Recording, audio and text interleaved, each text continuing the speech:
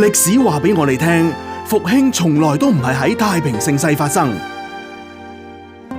每一次聖靈嘅火燒起，都係喺時代最黑暗、人心最絕望嘅邊緣。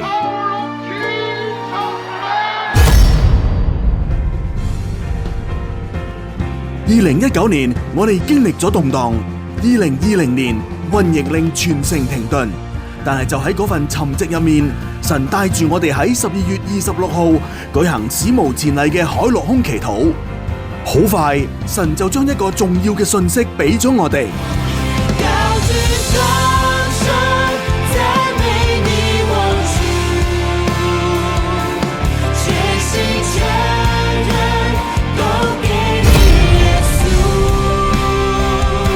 興起發光，因為你的光已經來到，耶和華的榮耀發現照耀你。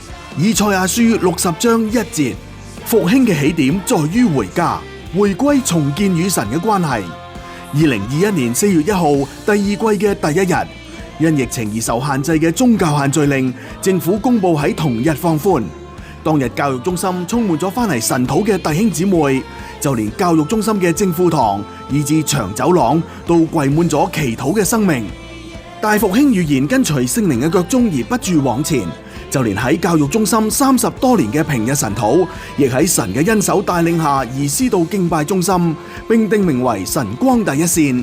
自此每日先見神後見人嘅線上線下同禱，成為咗點燃生命嘅祭壇，建立我哋同神嘅關係，帶我哋進入悔改、回轉、降服。好多生命由水變酒，進入復興。喺復興浪潮中，第二代主任牧師吳怡珠牧師承接託付，帶領教會步入神嘅心意。因為教會同神關係嘅復興，新一代嘅領袖興起。有冇可能喺第一次神去呼喚以色列人進入迦南嘅時候，其實佢哋已經可以做得到？你同我係有一份嘅使命，要去作回世上嘅光，所以我哋只要相信神，跟隨主，服侍主，將榮耀歸主就可以啦。喺大復興嘅裏面呢，我覺得真係第一樣嘢好緊要，就係冇一樣嘢重要得過我同神嘅關係。神叫得我哋繼續跑，即係話你未完，你可以再嚟過，再重啟，再翻去原點嗰度，原先神嘅心意嘅裏面。好多感光孩子喺呢5年大復興被主親自觸摸，又唔識祈禱，都被主吸引，每日早上返到教會參與晨光第一線，生命徹底改變。好多父母見到孩子嘅改變，亦都被復興，祝福整個家庭。佢哋係大復興期間生出嚟嘅孩子，呢班孩子都懷住天國夢，佢哋追求卓越，追求愛主。更有一啲好想成為牧師或者宣教士。我8歲嗰陣時係曾經做過呼召嘅，但係嗰陣時就好緊張。但係媽咪琴日同我講，牧師俾機會我呼召，感謝主，我真係好興奮，好期待，因為好想能夠見到好多人信主。Amen。各位新朋友，你而家唔好諗啦，你呢刻就相信主耶穌啦。試想想，再過幾年嘅時間，佢哋只要繼續心意更新變化，持守所得，將來必然係神國裏面重要嘅基石，堅固嘅柱子。一群被主復興嘅孩子，帶住使命進入學校，喺呢個自殺率高企嘅世代，將一個一個靈魂搶救翻嚟。呢個係神嘅心意。所以喺大復興期間，使用咗 JB Team 打開唔同學校嘅門，並且開拓多項服務，目的只為拯救更多嘅靈魂。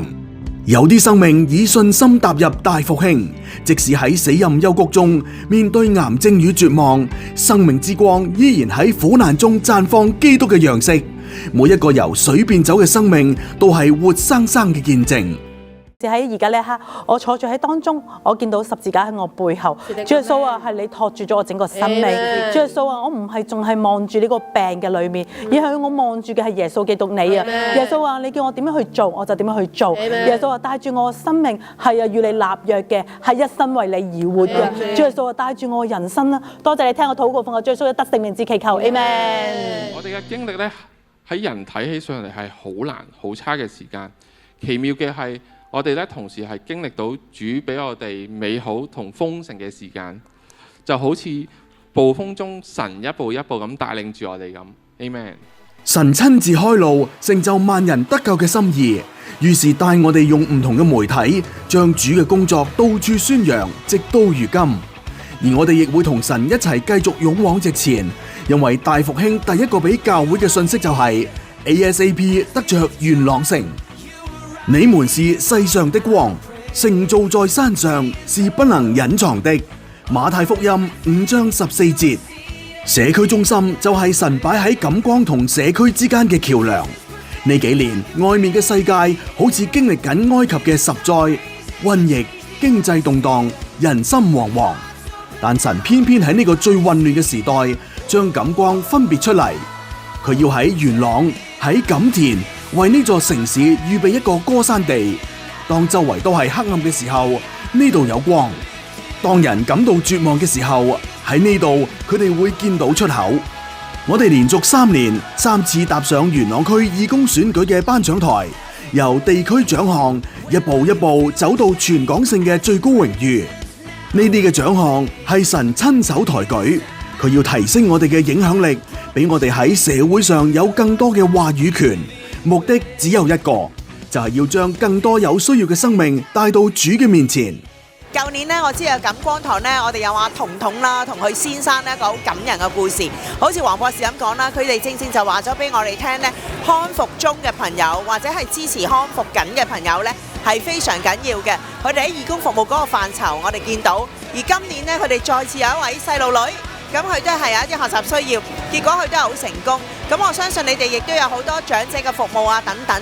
所以好似我頭先咁講啦，其實今時今日呢，義工服務唔係一嚿單獨企出嚟嘅嘢，而係要真係跨界別、唔同年齡層一齊合作，為元朗區嘅社區呢，我相信錦光堂呢一定會繼續發光發熱嘅。每一次派飯，每一個探訪，每一個開召嘅小組，都唔係普通嘅社會服務。對我哋嚟講，每一次都係生命嘅拯救，每一張笑臉都係靈魂由黑暗進入光明嘅證據。神要擴張呢個中心，因為佢愛呢座城。大復興係呢個時代嘅方舟，當洪水嚟到嘅時候，我哋要帶領更多人進入呢一片被保護嘅應許之地，因為喺歌山地永遠都有神預備嘅平安。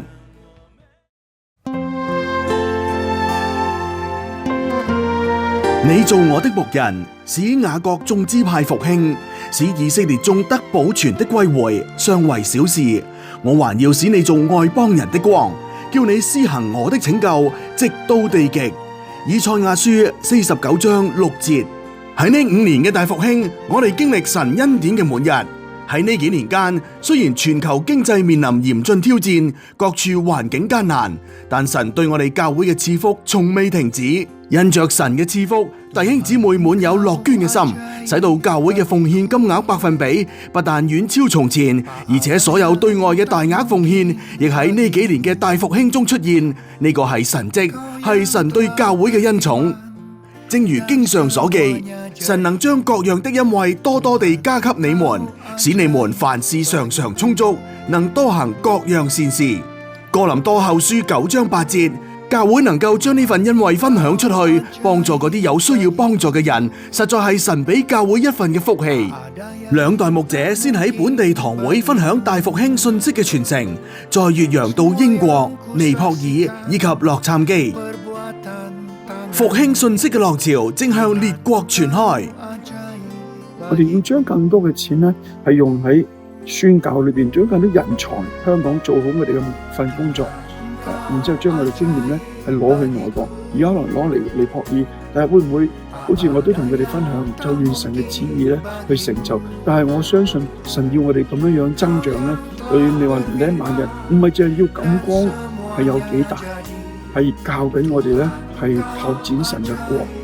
好似我一路都同你講，即係我哋要尋找天國人嘅身份。咁當然啦，喺呢樣之前咧，我哋一定要成為一個錦光人。而錦光人咧係個跳板，使我哋更認識呢個天國人。因為我哋扎根喺錦光，就擁抱成個天國。呢個係個根，所以我都分享呢啲同工係我哋一手訓練出嚟嘅，佢哋有根嘅。我係訓練佢哋，好似我一樣，成為耶穌嘅門徒。咁我哋一齊行呢個天路，一齊做。我再一次祝福大家。其實我同啲同工講就係我覺得我裏邊係有團火喺度燃燒緊。原本要退休嘅我，反而覺得再一次踏上一份征途。咁我相信唔係淨係我一個，我會聯同我嘅團隊同埋我哋嘅弟兄姊妹一齊走上。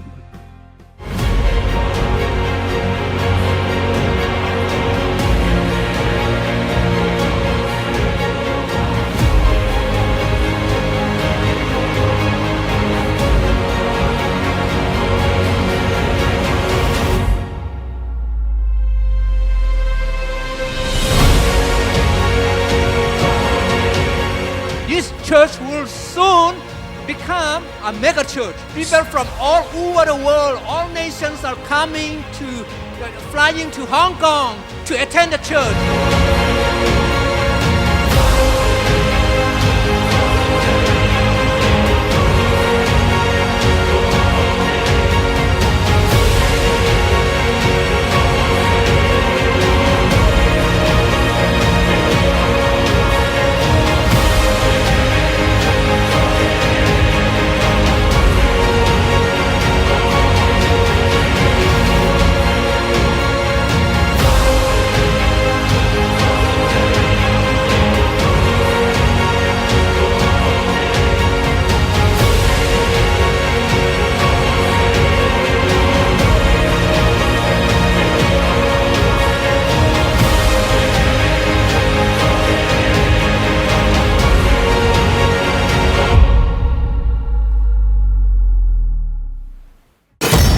我哋正站喺歷史嘅轉捩點，見證預言中嘅海嘯席捲全球。呢個復興嘅浪潮，神定義係要席捲全球，所以見到錦光教會喺呢5年產生一年比一年更巨大嘅變化，正正回應神俾錦光教會嘅召命，光要由錦田發出。呢份光就係耶穌基督，最終會照遍全地，大復興要席捲全球。這殿後來的榮耀必大過先前的榮耀，在這地方我必賜平安。這是萬軍之耶和華說的。哈該書2章9節。